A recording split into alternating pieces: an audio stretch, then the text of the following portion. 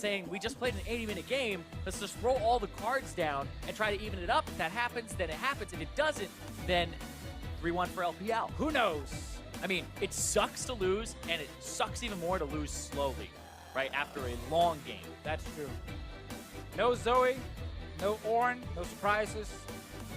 A lot of no's so far. Let's see if we get some yeses. No Jace. No Jace. Yeah, it's going to be some no's to start, I guess. We'll have to deal with it. Well, so will Ziv and mid laners. 957 also not getting that Ornn. The only one to actually get it. And that was a bad idea for that team. Yeah, it didn't even look like it was an incredibly well-practiced Ornn either, but it's just like Ornn is so busted. That was an Ornn versus Zoe game, too. Malzahar as well banned out, so we see a little bit of that hit in the mid lane once again. Yeah, and last time we had the LPL on blue side, they banned Jhin here, and then Sejuani got banned by LMS, and we had that, MF first pick situation, but they get rid of the MF. They don't want our first pick it. So we now have like Varus as a pick that's very contested. Jarvan, of course, is a very contested pick as well. So the thing that's kind of like jumped out to me throughout this series is we're seeing like, these different matchups go back and forth, but the one that I feel like has been LMS favorite the whole time is Karsa, winning Smite fights against MLXG, reading him in the first game. The second game, it was a lot of the same, and so I feel like if Karsa can get an aggressive jungler, he might be able to do something there. This LeBlanc ban also really tells me Azir comes in early again, and they kind of take away one of the answers to it, especially from GA. Also maybe kind of seeing if LPL actually was the first pick Azir, potentially, but they are sticking to their Sejuani, which is something we have not seen a lot of in this series. Yeah, but remember I was talking about MLXG versus Karsa. You give him a more defensive jungler, something that can help engage, like hard engage, because we saw both Jarvan and the Sejuani banned in the last game, so it was kind of poking, not a lot of engage. And I get that Sejuani is considered a very good pick for MLXG, but in terms of the actual value you're getting in this draft, it's not that high, because there's still so many good junglers available that Karsa can pick, especially like the Jarvan. There is the Azir available after you banned the LeBlanc yourself on the side of LMS, so obviously you get or you're trying to get a good matchup for Fofo, and you get the best AD carry for BP, so I really feel like this Sejuani just gave over a ton of power to LMS in the first rotation. Yeah, and they might be able to secure Jarvan afterwards. Yeah, Lee Sin, and they're like, great, we're happy.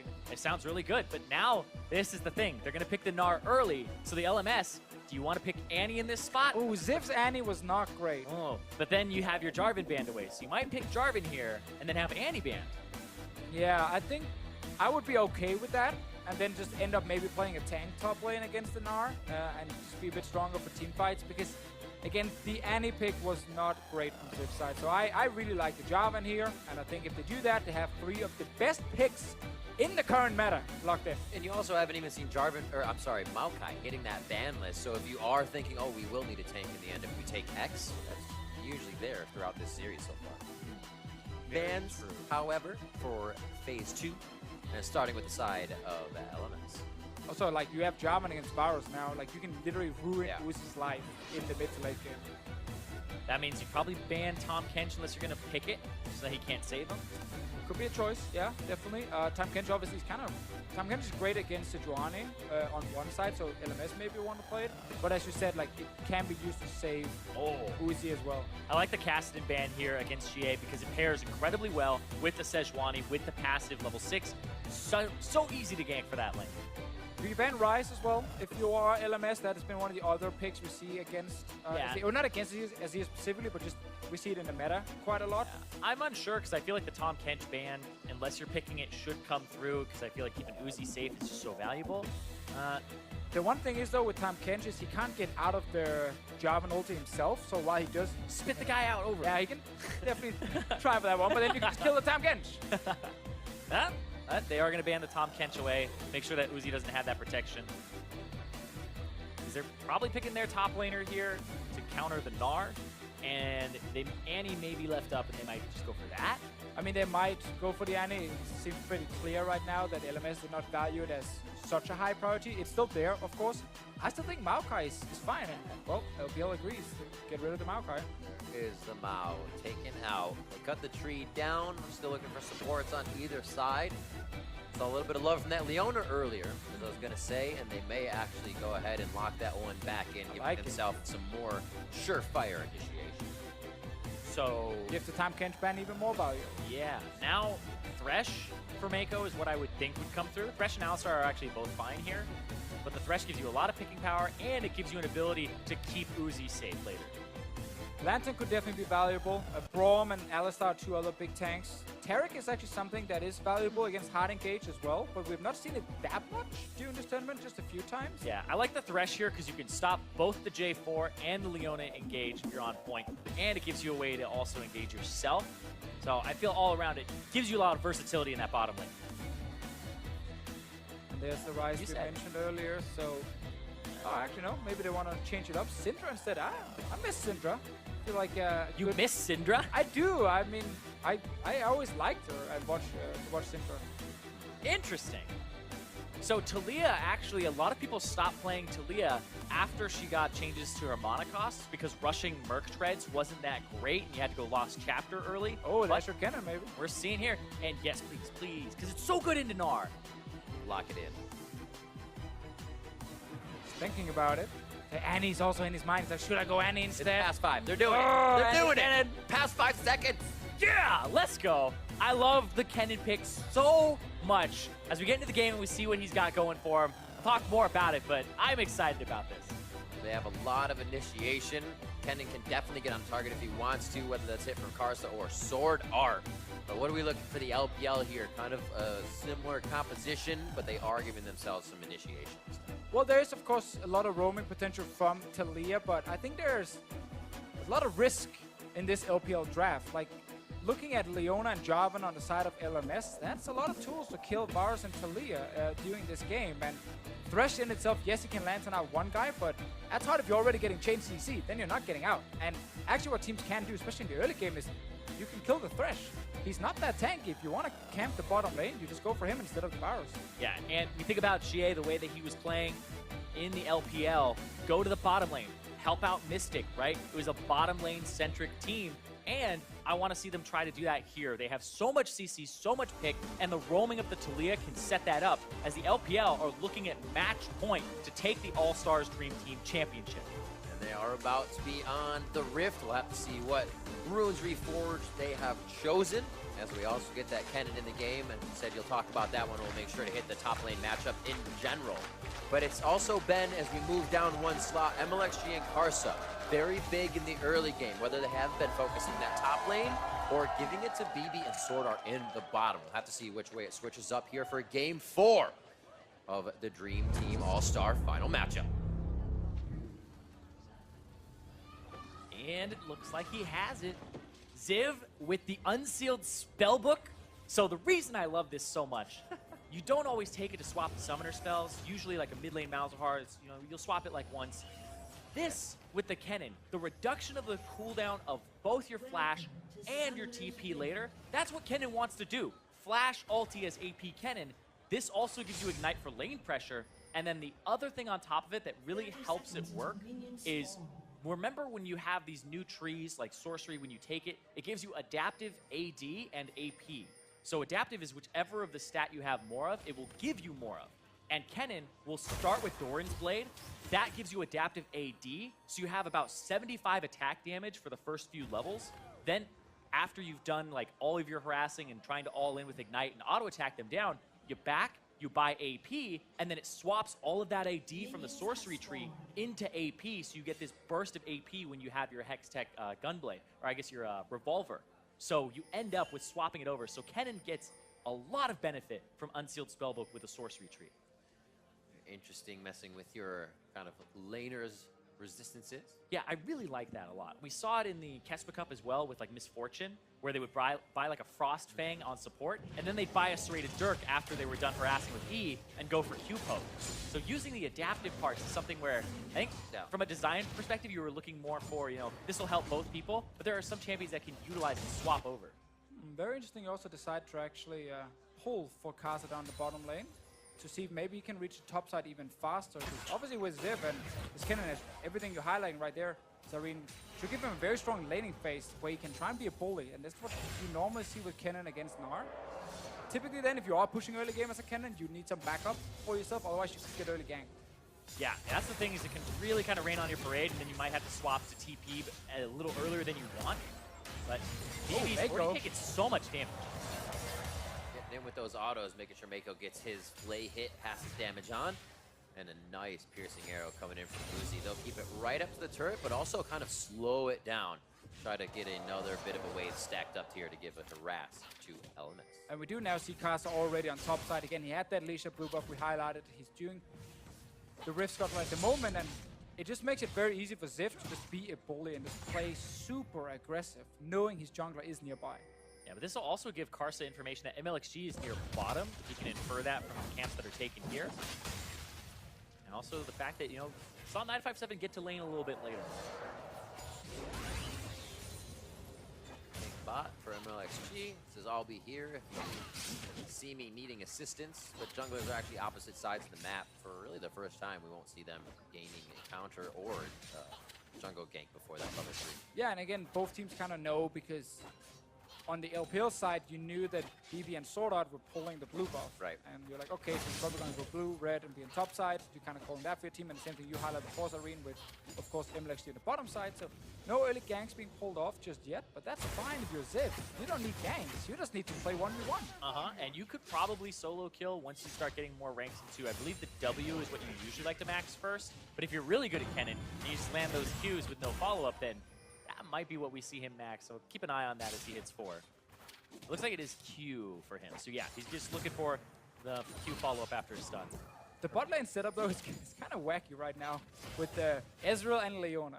So you kind of are struggling in the early game right now with your BB. You're taking a lot of poke damage, but then you have an all-in support next to you who can't really all-in yet because you're low.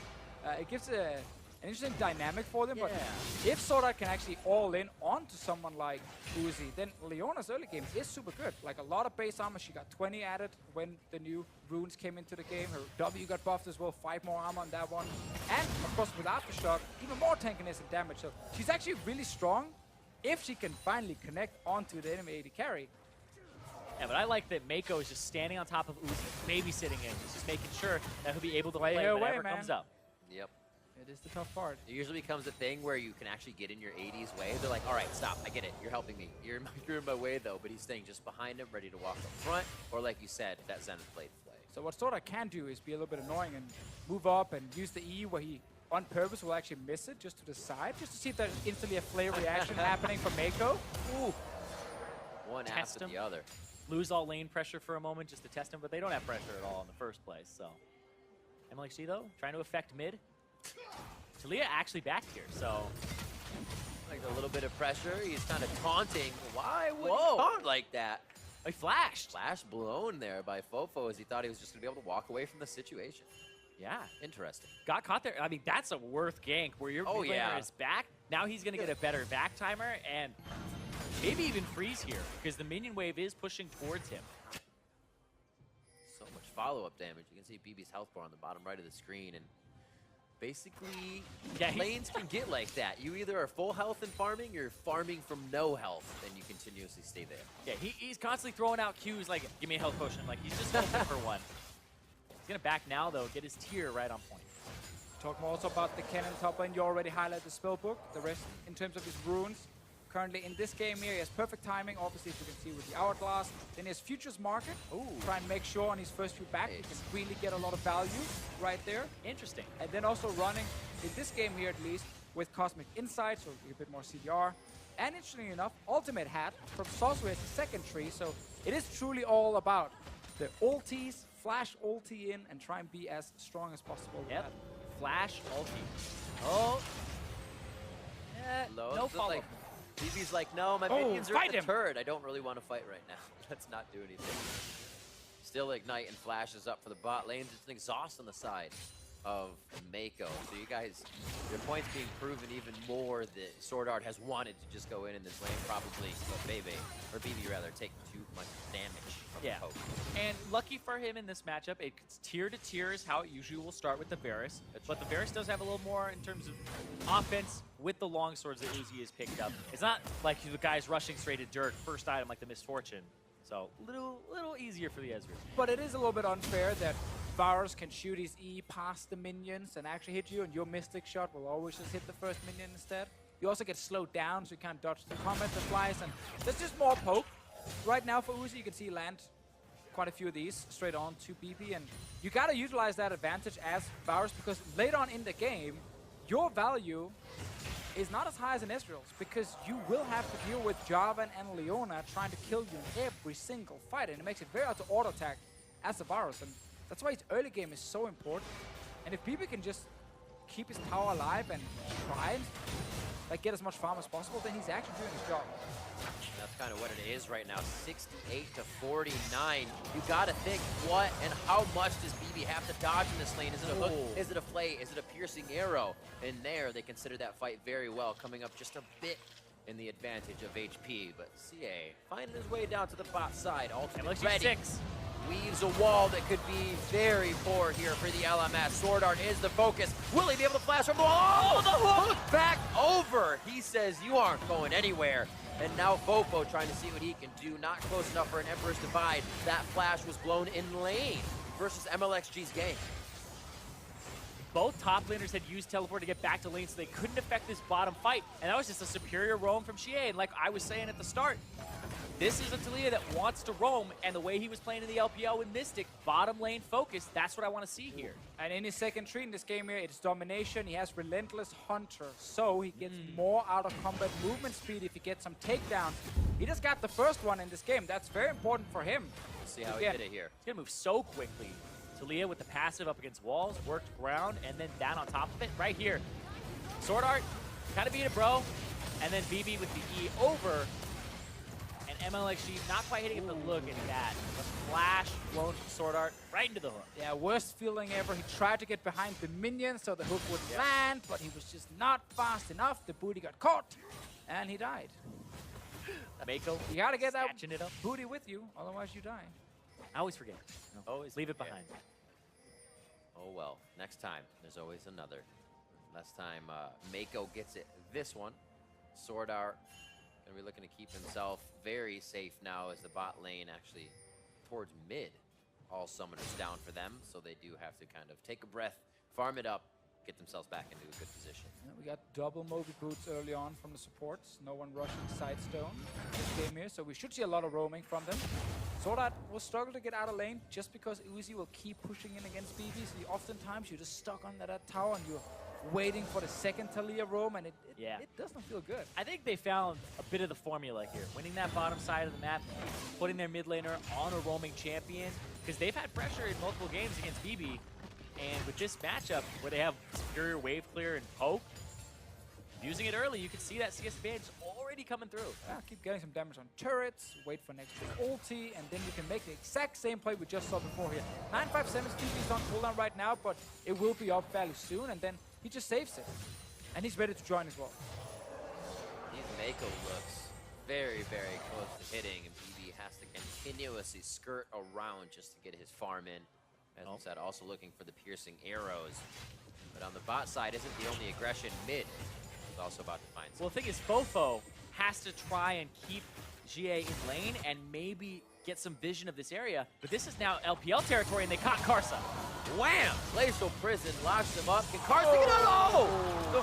The frag play as Mako comes to play 2-0 as we're coming up on 11 minutes in the game, and MLXG is a benefactor of that one. Great play, and Karsa is stuck in this situation where he feels like he needs to be bottom side to help defend to stop his bot lane from dying, but that means he doesn't snowball anything. He doesn't go top lane and get the cannon ahead. He's just stuck down here where he's a lot weaker on this bottom side. And great ulti from MLXG, then the Moby Boots paying off for Mako to get in range, and then flash plays. The flash play backwards to end up stuffing in there. Mako, so far so good. It's that booty again.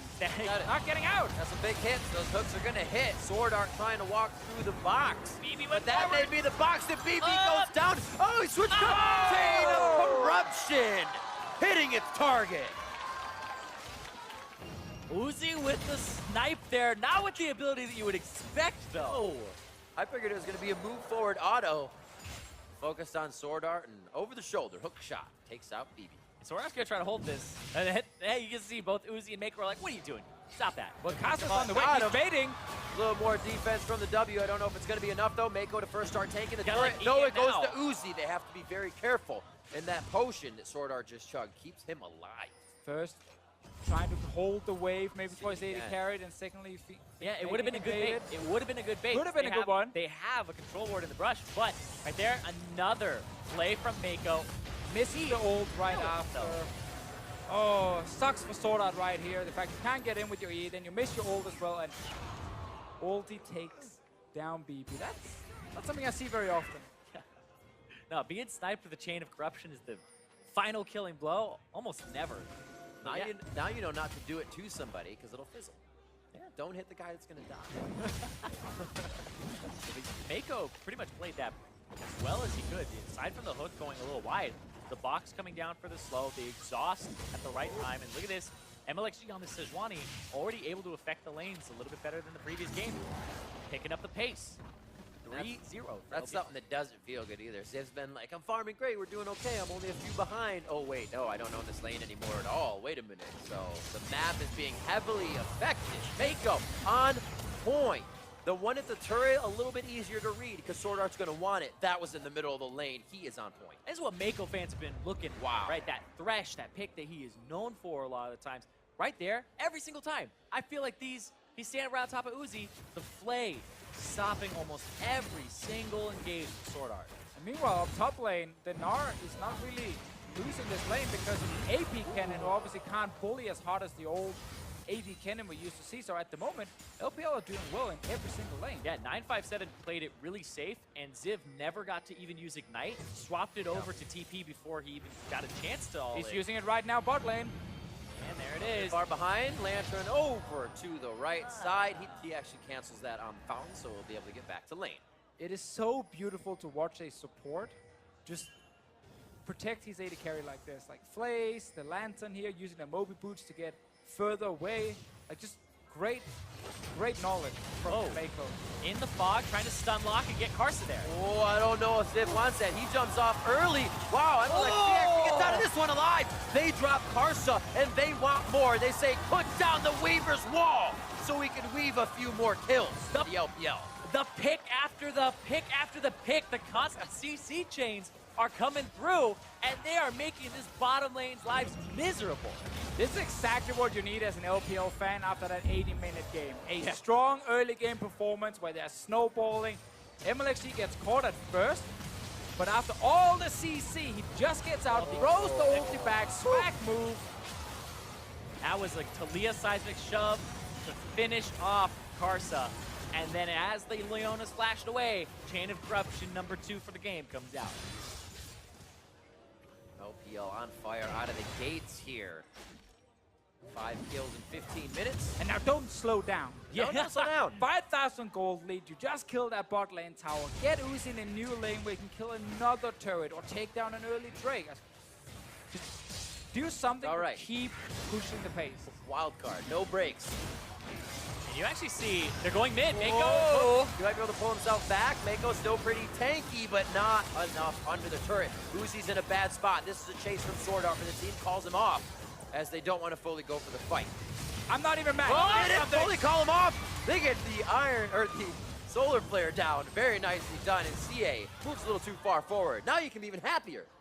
They did something. It wasn't great, but they did something. Yeah, they tried to rotate mid, and it looked like the LMS thought that it would be a rotation to top. BB was on his way there. With Sword Art, of course, as a support, you don't run straight into the lane. You go to the river, and you saw the Leona up top. It's like, okay, I'm not going to come down now. And immediately responding to seeing Mako in mid lane. And they just collapsed. That was a great shove back from Fofo. And Mako with no flash, because he's been making plays left and right. It's all about that confidence from the early plays you made. You gotta keep going, man. Yeah, he was gonna Lantern Uzi into that one, and he got knocked into the tower, and his mid laner will die as well right after. So 2 kills now for the LMS to get a bit of goal back in this game here, but whoa! Dip. That's when you can't stop your finger. It's already in the motion. Pressing ultimate. They should be able to get the final kill here. And no, skirts away from the blast cone. Not going to find the hook. Q doesn't go over the wall with the Arctic Assault. Just kind of gets himself stuck in the pine trees. They head out of the forest. Jungle's now Karsa's. They got to get some vision down there before they lose any more ground. And top lane, they've already lane swapped this here. And this is better, I think, for the LMS because now they have 2 people on the turret that's a little easier to take than the mid one. against this Azir, the wave clear in mid might be enough to hold up, but LMS looks like they're just rotating. Yeah, some big plays right now from the LMS. Ziv staying alive, getting those 2 kills. Fofo still just free farming in the mid lane. We gotta see here with GA on this Talia. Low mana at the moment, so can't really make any plays, but Mako and Uzi looking for more picks. Yes, flashes are down. Just rotate around. Look for Sword Art. Hit him with a Chain of Corruption or a hook. So much stronger at this point. Just like the health of MLXG allows them to take erroneous fights and still continue them. Gotta make sure you don't lose Mako first. The 2 kills going over to LMS were a bit of a greedy play coming in from the LPL. Confidence play. Confidence. That's a good way to put it. And now we're at 18 minutes here, just under 20. So Rift Herald still tempting both teams, but seems like it will just despawn itself with the action we have here. Maybe not. Oh, they're gonna fight up here. MLXG found Karsa. But how far will it go? A few handshakes back and forth. They learned this in elementary school, but now they add Mako. A few new challengers come into the fight, and Uzi and Mako to get the assist there. And now another person comes up slowly. CA starts to move. This Sejuani Thresh combo is working really well at the moment for the LPL team. So much CC being applied. You can even pull people back a little bit. I think this is the most engaged we've kind of seen today. Game 1 was pretty close in terms of how much we had, but now it's like these fights, you can't really avoid each other. People are going to be flashing each other's faces, and as soon as you flash away, the next one, right? This is going to continue. Keep fighting. Oh, this turret goes down as well. A big surge in gold there. Maybe finishing some core items here for the LPL as they continue their dominance of the early to mid-game here. A few more hits from 957 on the bottom until he feels uncomfortable in his position. CA back to mid. Good rotations from him, picking up blue, back to mid. The 220 to 204 in that mid lane. Both mid laners still could have a very big impact on this game. Haven't seen too much from Fofo to start.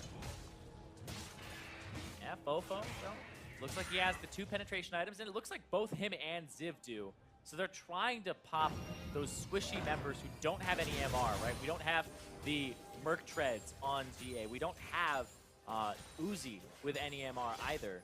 So having that extra, because it was changed on Sword Shoes to 18, so it's 33 magic penetration, really helps blow people up. Take it! That's rude. That's rude. Time to Drake here. LMS actually moving down. They might want to fight. She is showing top lane. Yeah, I think they definitely want to fight. They go in a bit of a pinch here. He is going to go down immediately. But they used the ultimates on a very low health member. And we see MLXG get out of the fight. That ultimate is down as the rest of LMS sorts themselves out on top of this fight. They are going to have positional advantage, but they have to be careful with low HP. Oh, here comes Talia. Yeah, they're waiting for that wall. Weaving through, didn't decide to take the ride. And she's going to go ahead and passively move around the top side as they push LMS off. Nice job controlling on that Drake. They're doing Cloud Drake still. MLXG and 957. There they go. Pretty hectic, but good save. Mid turret push now as LPL kind of routes LMS into that mid lane. So looks like 957 going to get some good damage on the right side, trying to take turret aggro. Uzi's hit at the same time. Damage on the turret is what they need, and they did focus it right away. Beautiful chance to get in there. Hit by 957, throws LMS against the wall as they get confidence while the turret goes low, and BB is trying to fire back and stop the onslaught. Again, LPL here constantly trying to push for more turrets, more objectives. MLXG took a lot of damage before the fight even started and stayed in anyway, but managed to get a 1-for-1 and a mid lane turret, so I call worth it. I'll go with you on that one. We'll see it again, and we can even double determine if it's worth it. So well done here from 957. Oh, the flash to reposition, and then the Gnar. That was pretty much everybody out of that fight. Oh my god, oh, okay. Ziv sold his broken stopwatch. I know you're going to eventually build the Zhonyas you would hope on Kennen, but he just wanted more gold to start getting towards item spikes faster. The red buff. 80 carries Mortal Enemy. It happens all the time in North America. Oh, will he do it again? Will it reset? Got it. Nope. We weren't allowed to see it, though. I'm also still waiting for Ziv to kind of land that big flash ult. Yeah. We were kind of waiting 80 minutes in the last game as well for him to do it on Annie. I think we got one at the end. You're right. But Yeah. in So this what you're one saying here, is you're still waiting. I'm definitely still waiting. He's on this cannon here. He didn't manage to bully the lane, so that wasn't too great for him. Obviously, that's one of the problems with the AP cannon. It's not as strong in early game. But now, rank 2 ultis there. Leandris is ready. No Hourglass, of course, so it's a bit risky, but you gotta get in there. Protobelt is coming. We need that big flank ulti from Zip, otherwise they're gonna lose the fight. And I feel like the beauty of the spellbook is you get to fish for it more. If you go for a TP flash and you make the play, hold on. Follow-up damage, that's the ultimate coming in from Mako. They decide to commit just a little bit, and yes, Xie is able to make it over to the side and help his team out on the wing. They pick up another kill, and that is going to be Sword Art down as LPL moves to the middle turret. I try instead of a tower dive mid here, we have 957 moving around on the Gnar. Mako and MLXG on the other side, but still a little bit too early for them to start the Baron just by killing the support. They're looking for damage on mid turret. Ooh. Now what BB wants to get, doesn't have too much sustain himself. Sejuani ult from the side, a little bit of zoning, if you will. It doesn't look like LMS buys it. Bofo says we're going in, we can still protect this with those ultimates down, and LMS puts their foot down. Yep, and Zip completed the Protobelt here. And like I said with the Unsealed Spellbook, if you flash and teleport behind the person, you're going to have it on a shorter cooldown than if they TP and answer. And even if people flash away from you. So you'll have about a 90-second plus window where you can try to make that play again, and they wouldn't be able to flash away. It's gonna be hard for him though to push the Gnar actually away in the side lane. Gnar should be able to do more than fine there. At least they can TP together, as you said. And then If you can get his TP, it's actually a win for you with Unsealed Spellbook most of the time. It's the feed to win cannon. I saw Smep do it, where he jumped in, he gets everybody's flash, and he dies. He has the most deaths on his team. But then the next time he does it, he gets like 4 people, and it's the hero play. Scoreline won't be beautiful, but you can, you know, clip it, put it in montage. Make sure you get rid of all the bad cannon ultis, put all the good ones in. it will never beat the Smep ulti though for sure. That's true. No matter what. That was one of the greatest moments ever and one of the saddest moments ever as a European fan. That's right. It was, I swear it was shrouded by the Nocturne. They couldn't see it. Oh man. We cheered and we cried.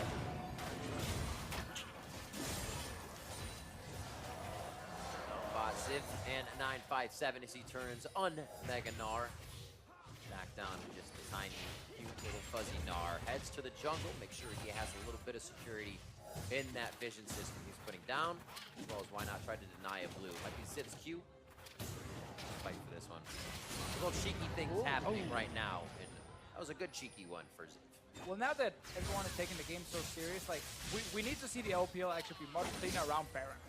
Like, I wasn't really going to talk about Baron vision and setup doing also anything, but Game 2 was a huge issue for them when they got super far ahead of 20 minutes and then they spent basically another 20 minutes on actually closing it out. That's something in this game here they should be able to do much, much cleaner. Yeah, especially since it's 4 turrets to 0 right now. They should have all the waves be able to be pushed They have out. it all. They have the winning split push on the side as You've well. seen this before. They have all the options to get full control of enemy topside jungle and kill all the wards, have multiple control wards down to just choke out LMS and then start the Baron and force a fight or just secure the Baron. The Yomus to get to the Scuttle Crab faster. I mean, I haven't seen it before. Get to the honey fruit. His honey fruit. There you go. True. It's good fruit. What is the push now? LMS, we talked about it a little bit before here. They are approaching these fights a little more confidently, but not taking them as much. They want to win these games. How much that would mean is huge.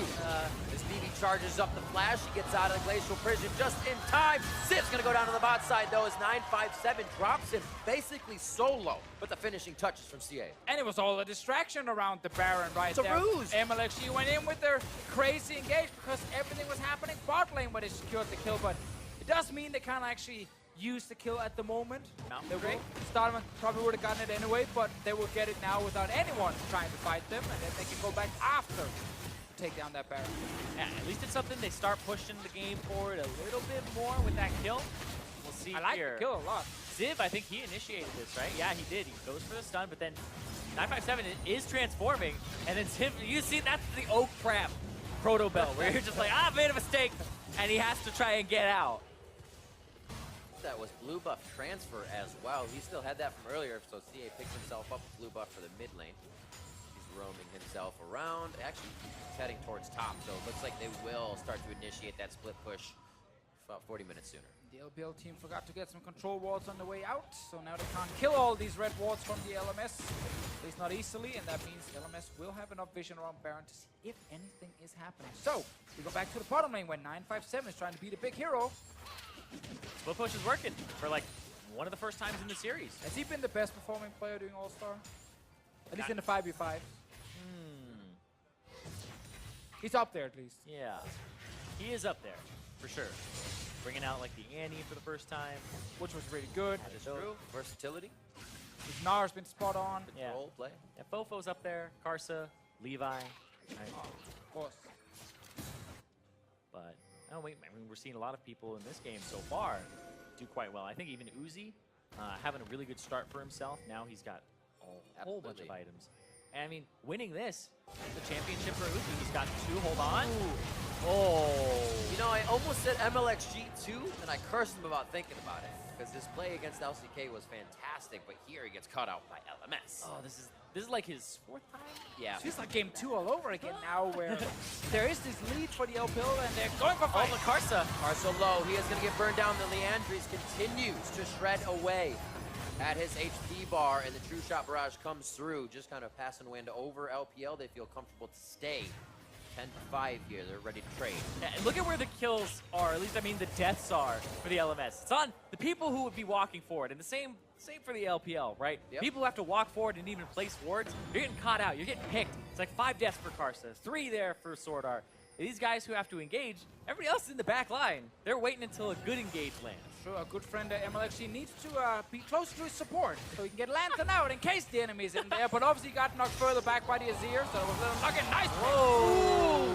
How did BB live through that? Seismic shove and the kitchen sink thrown at him. Gets himself out with everything heal. he has. Heals, summoner spells, and flash arcane shift. Baron now down to 6,700 HP. Slowly Nice moving wall. in is Karsa, and he's gonna have to get to the bottom side. Karsa can get in there. 1912, Oh, 6. again? Karsa What the? steals the Baron and goes down. About how many members of LMS can make it out? I mean, Kasa's done it before. No And surprise, before, doing and it again. Keeps LMS in this game. If they lose that Baron, it's over. They will lose the entire base, but he steals it. The wall didn't actually manage to block Kasa from getting close enough to the Baron pit that he could still EQ over.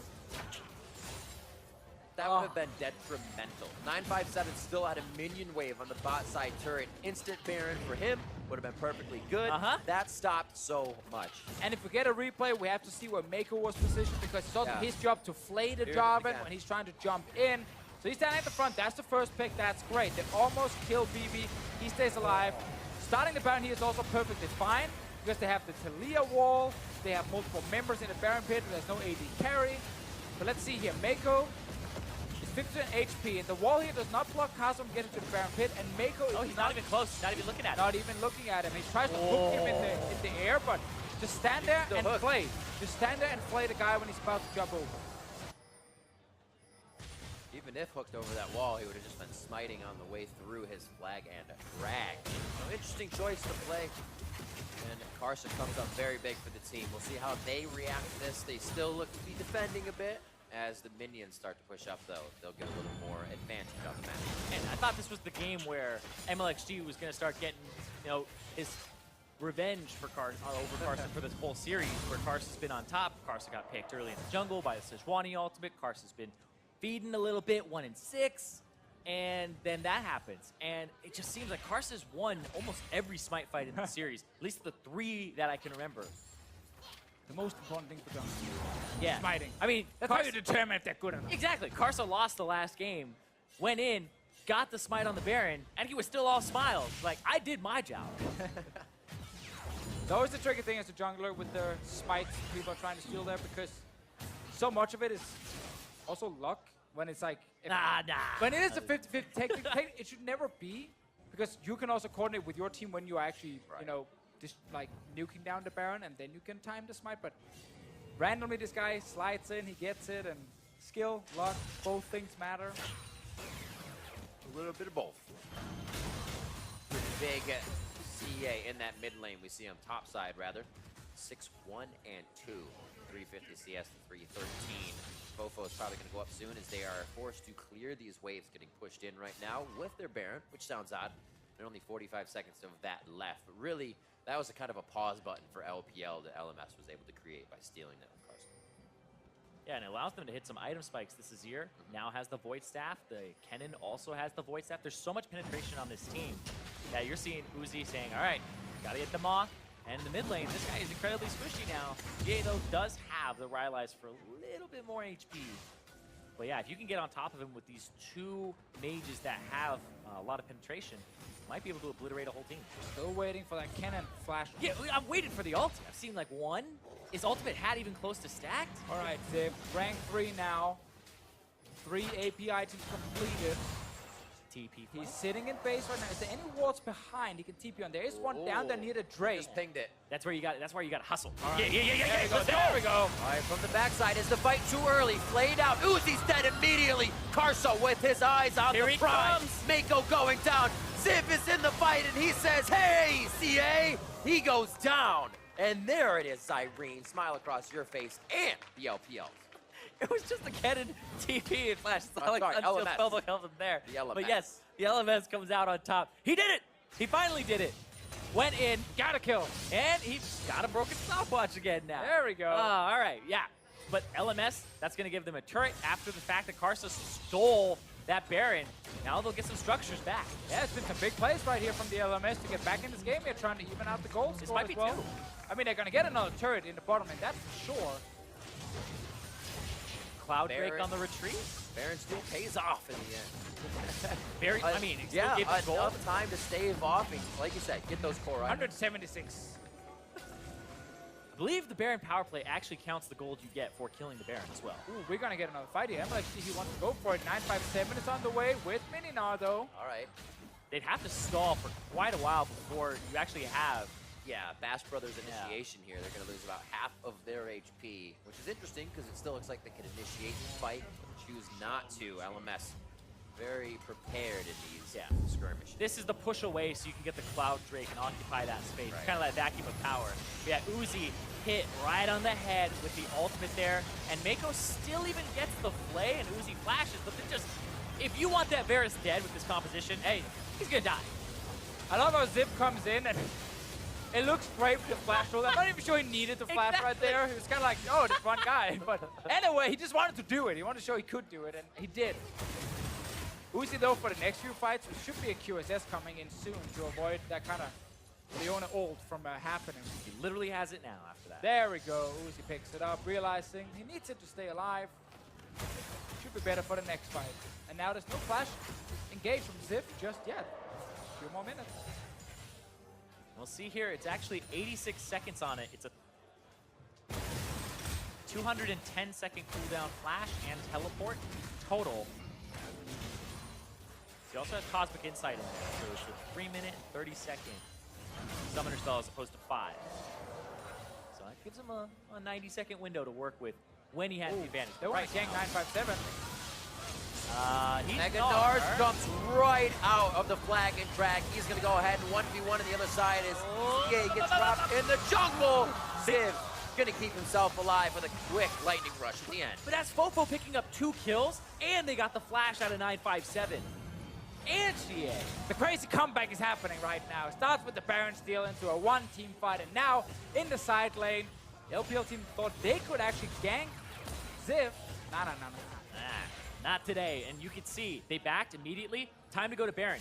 Up in 13 seconds, and that will be before both 957 and CA are back up. So they'll be able to get damage on it, and only one of those guys has TP even joined. Oh, there might be another fight here. Oh for my the support. word! Right onto Mako, instantly down. Says nobody else can be saved from the fight now or get blocked off by that box. If you want to fight us, we're right back on you. They're going to get this Baron as well here unless Uzi and MLXG can stop it, but MLXG wants to try and get a steal. Nope. That's how you deny a jungler from getting into the Baron pit. You throw everything at him. Throw your face, throw the R, everything. Get out of my face. Yeah, Fofo just he put himself in front of him just in case, because the Sejuani Q will stop on the first champion hit. Yep. So, make sure that nothing happens there. Oh. Yeah. No, it's Fofo in the bush. They did not suspect that he would be there, and he had a control ward. That was really, because it looked like they were ready to take a 2-on-2, not the 3-on-2. +3 soldiers. Just a really good bait right there. Like hiding in the brush, you don't expect it. I think it's just an easy kill on the cannon in the side lane. Ends up costing them the Baron. Gold lead. It's gone. It's dead even right now. And that play isn't something we saw in the other games either. That would have been 5 minutes of tiptoe warding and then a little bit of movement. But you see, LPL tries to pull the trigger, LMS is ready. Yeah, and from like a vanilla strategy standpoint, there's no reason for the Azir to be there, and that's what makes that a good True. play. Because he Yeah, should exactly. be Why somewhere is else. this guy here? Exactly. So you go, he should be over here, and your assumptions are then used against you. It was perfectly executed there from the element. So what you're saying is it's not the LPL's fault. Then. I'm saying if they're playing it by the book, yeah. That one was a good play by LMS for sure. Absolutely. Earlier with the Absolutely. Baron, that was on LPL. Gold, very, very close. Only within a few hundred. Pocket change here for both these teams. Coming up on 40 minutes in the game. Piercing arrow from Uzi. Whoa, whoa, whoa. Oh. I mean, I know going at a lot of skill shots is one way to get out of them, but a hook, that takes some balls. That's the Dark Souls dodge where you roll into the guy, and it's like, I have my iframes right about now. BB really playing with fire right now, but the rest of the team is lit up and ready to go right behind him. They take down mid. They got a nice wave behind it, all baroned up. Continue the damage on this second turret. Ooh. Quick cleanse as that looked to be MLXG's in. They find Barca on the outside. One in, one out. Mofo goes in on the flank. Is gonna get in? A shuffle. Bang! Is in, save under the turret. That's going to be the slicing Maelstrom, slicing straight through. The entire team of the LPL kills our BB as he soaks up the triple. We got the big engage right there with the cannon. Oh, even Quadra! They're just gonna finish the game now. Get it, push up. Is going to put a timer on the LPL, and it looks about 48 seconds. BB has the only pentakill so far of the tournament. They're gonna try to go for 2? But possibly it has quite an extension on it, and BB can still get some shots over to CA to keep that alive. They're gonna say Nexus. CA says walk this way. They say we're not paying attention. There's a few more shots. The kill goes over to Fofo, and ladies and gentlemen, we're going to a game 5 for these dream teams. What a turnaround. Just like in game 2, LPL win the early game. They look so far ahead, but then when they have to